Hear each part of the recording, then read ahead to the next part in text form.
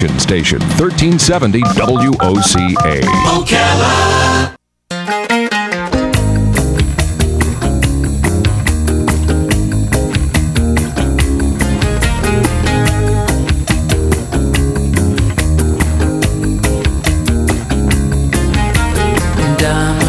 All right, 20 minutes after 9 o'clock, nice looking Monday. We do have rain in the forecast, by the way. Some of that horrible weather out west is now making its way this way. However, it does not look like our area of Florida is going to get such bad weather as we saw in the middle part of the country yesterday and over the weekend. But still, there's an 89% chance we need rain. And guess what? We need rain. We've had a real drought-like condition happening. But on the good news, it's May 1st. And all of a sudden, just takes one day, right? Just change the calendar from April to May, and you're thinking about doing fun stuff, right? Mm-hmm. Well, are you saving up for those things? Do they cost money, you know? And can you imagine you've been saving up for... Oh, I don't know. You've taken the dream vacation, right? And you're 2 weeks away from buying the tickets and the car breaks down or some other thing happens that suddenly you need to spend the money. And the bad news is the vacation is going to have to wait, maybe even another year. Well, not necessarily, not if you figure out how to do it. So we have somebody on the phone to help us with this. Keith Gebert is on the phone. He's a wish maker with the Make-A-Wish Foundation of New Jersey. He's featured in the Wall Street Journal, CNBC, MSNBC, Fox Business. He's the CEO of Right Bridge Financial Group, and his book is called Stress Testing Your Savings. If you're looking at the streaming video right now, you'll see a cover of the book.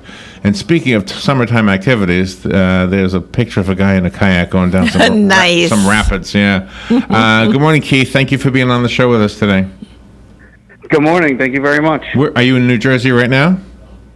I'm in New Jersey right now, and it's gloomy and not as sunny as Florida usually is. Yeah, well, and Florida, it's kind of sunny right now, but we do have some rain coming our way. So thank you for being on the air with us. Yeah, I don't know if my example of saving up for a vacation and suddenly the car breaking down is quite what you had in mind, but I'm guessing the average person has had that experience now and then. Well, yeah, I mean, it's a great example because it can go many ways. It can go as far as saving up and going on vacation. Your car breaks down, or saving up for retirement and the market breaks down, and you're not in the right position to go ahead and fulfill that dream, whether it's retirement or vacation. So planning is very important, and having a plan and a strategic process to get there is really what we're seeing the folks have problems with today in financial planning. Should we just have a certain account, like a savings account, set up just for something like this, where you put the money in and you don't touch it, and you don't touch it, or because it's not really interest bearing, that wouldn't be a smart idea? Well, that's a great question. You should always have an emergency fund. We call it an emergency fund, so it should be anywhere between 6 and 12 months of that indefinite overhead expense, whether you rent or pay a mortgage, you pay your own health care, car insurance, all the necessities to live day to day, you should have in that emergency fund. Then if you have a discretionary fund, if you know you're an avid traveler or something of that sort, then you could have a discretionary fund, but the emergency fund is very important.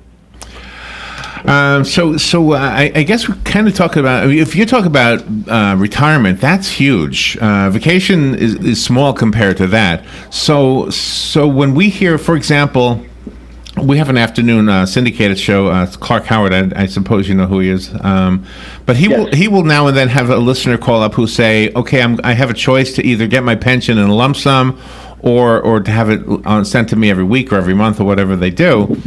And I'm always interested to hear how he changes his mind. Sometimes he'll say, get it as a lump sum, and I guess it depends on the person's circumstances. So how do we do that? How do we evaluate our own selves for that? Exactly, and Mr. Howard does it right. So it's really, we call it here at Right Bridge Financial, knowing your number.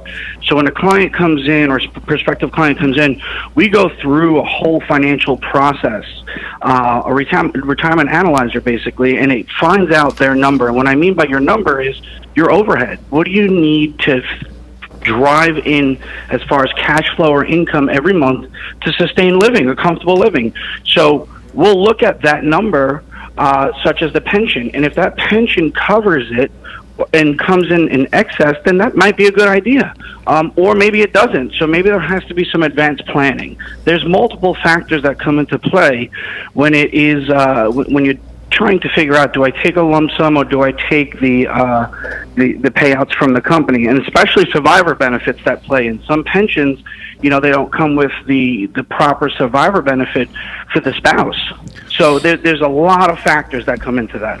And what's really great about you writing this book and doing these talks is that you are doing it based on experience, because you've had devastation happen in your family and you've had to learn the hard way.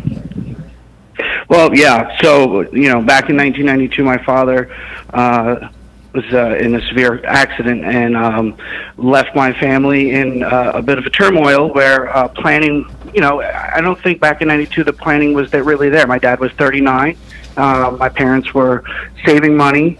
And, with myself and my two sisters, being between 8 and 18 years old, I don't think that their first thought was retirement planning or any other planning.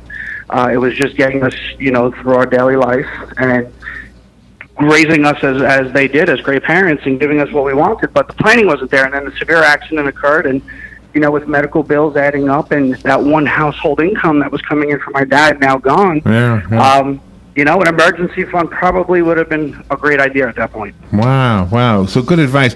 So the book will help us figure out how to, I'm guessing that you've written the book for the teacher's salary or Donald Trump's salary, everybody in between? I wouldn't say Donald Trump's salary. Those folks, I think, have their own book in their own mind, right? They wrote their own story already. But I think that it's good for the middle class. I like to serve the underserved population out there, because that's where I came from. Right. And I think more than ever, the book is an educational piece. It's not selling a product or a system. It's a plan. It's really just teaching you what I learned over the years and was mentored. Some of the best advisors around the country taught me. And I'm just putting it out there for everyone to really get a better grip as the times are changing, especially in my industry. With the Department of Labor changing their rules and laws for different aspects of the business, you never know where to go. So here's your second opinion. Are there any things that you hear that make you cringe, things that we should not do?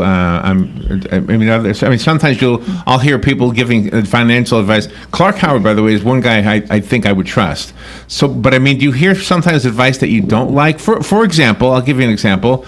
You might hear a broker for some companies saying you should buy this kind of insurance as an investment, and that kind of thing. I've always wondered about those things. Are there any red flags we should look for?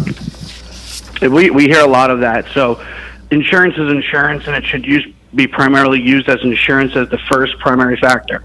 There could be good insurance investments, but that's secondary. When you go out there and you hear things, you hear the TV shows, right? I just was watching. I wake up to CNBC every morning, and early in the morning, 5:30, you have back-to-back commercials. You have Ken Fisher talk about, I'll never buy an annuity. I'll die if I ever buy an annuity, or before I buy an annuity. And then right after him, you have the JD annuity series, signature annuity. So you have two people, and you talk about, right?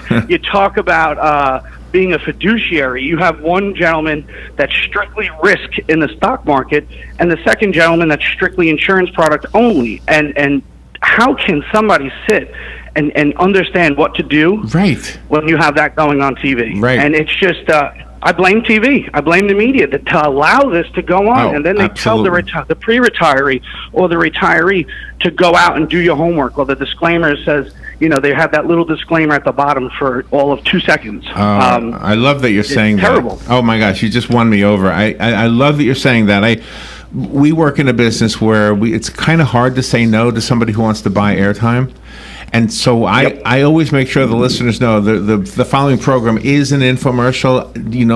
Take it with some research. Don't believe everything, because I don't know what they're going to say. You never know what they have. So okay, I love what you said. So all right, the book is called Stress Testing Your Savings.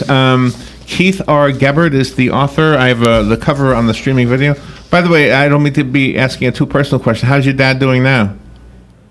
My dad's battling, so this year will be 25 years. He's got more than 9 lives. He's my hero. I don't know how he did it. Nice. So every day I wake up with an ache or a pain, and I'm about to complain, and I realize there's no chance I could even complain after what he's been through. So, wow. It's been my family, my mom, my sister, they've been a true key motivator behind me to get here to do this, and especially write this book and then donate all the proceeds to Make-A-Wish Foundation, New Jersey. Jersey people are good people, right, Robin? That's Jersey, right, we they love are. Jersey. All right. Hey, thank you so much. We have to run, but thank you for being on the air with us. We'll make sure we put the link on the video that we put up on YouTube and Facebook. We'll be right back. Police in San Diego are still trying to figure out why a man opened fire at a birthday pool party, killing 1 and wounding 6 others, some critically. He was sitting relaxed in one of the pool chairs with a beer in one hand and a gun in the other. Officers who arrived at the scene shot and killed the suspect after he pointed his gun at them. He was identified as a resident of the apartment complex where the shooting took place. Weekend flooding and tornadoes took the lives of at least 14 in the South and Midwest. One man was killed in Durant, Mississippi when a tree fell on his home.